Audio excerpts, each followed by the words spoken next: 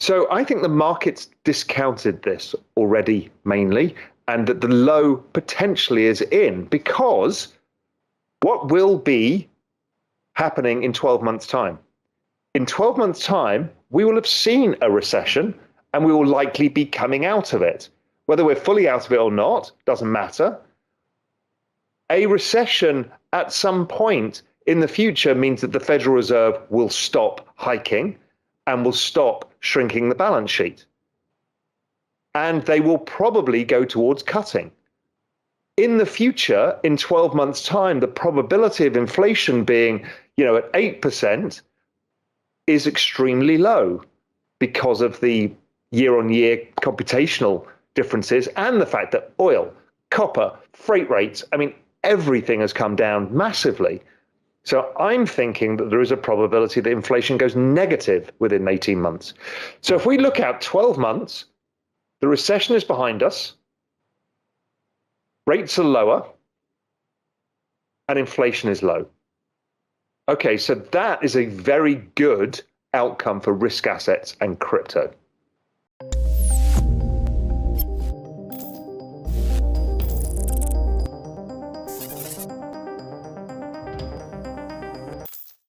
Hello and welcome to Money Talks. In today's video, macro guru, Real Vision CEO, and crypto analyst Raoul Pal updates about his macro outlook on the cryptocurrency market, why he believes Bitcoin bottom is already in, and his thoughts on the Ethereum merge. Raoul Pal also discusses about the potential Bitcoin breakout in the coming days and how Ethereum merge could spark a new rally for other altcoins as well. Make sure to stick around till the end of this video where Raoul Pal shares his thoughts on Solana and why he might invest all his money into it. Crypto bottomed in June. We had the retest. Bitcoin had a retest only 2 days ago, and I think it was the retest. So my DMARC indicators, which I use mainly for my technical analysis, gave me that signal. ETH had a much stronger signal in June, and I started finding as much money as I could under the sofa anywhere to start investing, adding to my positions. I never sold anything. So I'm thinking the markets are forward looking. I think the sentiment is extremely bearish, and we're going into a potential change in the macro. Does it happen this month, next month? Don't really care. Then we've got the ETH merge, which we all know about. I don't think it brings fireworks. Maybe it does. Maybe there's a big sell-off after it, big sell-off beforehand. I don't really know. And again, I don't really care. What I do know is that post-merge, a few things happen. There are no miners to sell every day. That's about 6 billion that disappears from selling each month. Okay, so that's a difference. Then we've got the reduction in supply, but that's really driven by the increase in network activity. So we need to kind of see the network go up a lot for that to really kick in. It become deflationary, but it's less inflationary.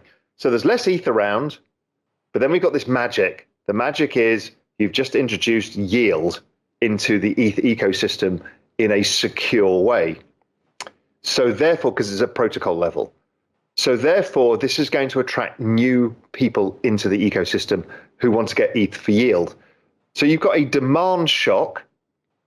Also, the lack of the ESG restrictions that people have with Bitcoin, falsely so, but I understand that that's the mandate people have got.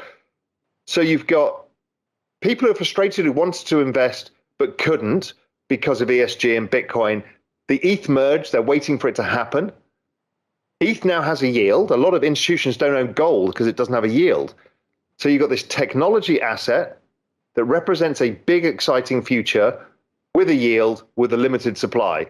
So that has and a macro that's changing. That to me suggests the next 12 months probably very, very good for digital assets.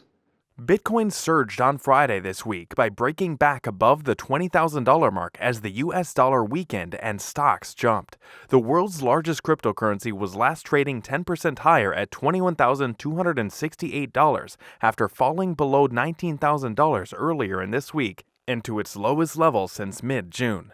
Other digital coins were higher, including Ether, which was up around 5%. The total cryptocurrency market value jumped back above $1 trillion again. The latest leg higher for Bitcoin has been sparked by a slight weakening of the US dollar, which has seen a stunning rally this year. The US dollar index, which measures the greenback against a basket of other currencies, was down about 1%. I have, since I first discovered Bitcoin in 2013, been of the opinion that this was a parallel financial system that's being built. In the last 18 months, I've realized that it's bigger than just a financial system. It's in fact the entire system of value, transfer, storage, and ownership in a new digital world. It is probably one of the biggest things I've ever heard of or seen, and it is an incredibly exciting moment in time to be part of it. And it's like learning about the discovery of oil when the Rockefellers and all of these guys started figuring out that the oil was going to make the world go round. Had you been an investor and a participant and understood what it could do and what businesses you could build across the network of oil or the mobile phone or the internet, the fortunes that were made, the changes that happened were so staggering. And this is happening faster. And at the very center of it is a system of money and value, which means that in itself, it is going to accrue value faster than anything else, because that's what it's actually doing, is taking value from old places and putting it into a new place. U.S. stock indexes closed higher this week, and futures were higher as well. Bitcoin has been closely correlated to U.S. markets, often rising when stock indexes do. Bitcoin also tends to rise when the dollar weakens. Bitcoin has been trading in the range of around $18,000 to $24,000 since June and has not been able to break that pattern.